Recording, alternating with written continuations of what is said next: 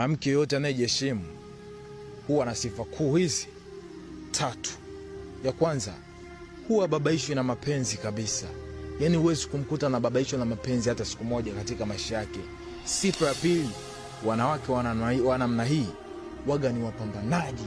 Yaani ni wapambanaji vibaya mno. Hawategemei eti pesa za mwanaume, kwamba amuombe yule mwanaume amsaidie pesa fulani ili afanye matumizi ya kitu fulani. Wanawake wale ni wapambanaji. Yaani pesa yao wanaitumia katika kufanya vitu vyao.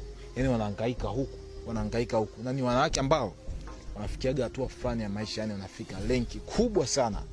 Sifa ya tatu, wanawake hawa yani waga ni wanawake ambao hawapendi yani kona sana katika maisha yao.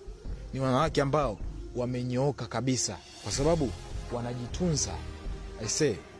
Wanawake wenye sifa hizi kuu tatu mimi nawaheshimu sana, na muomba sana Mwenyezi Mungu awasaidie katika kuwatimizia haja zenu, yani namaanisha hitaji lenu la moyo katika maisha, mpate kufikia katika sehemu ambayo nataka mfike, kwa sababu nyie mnajituma na kupambana sana wanawake.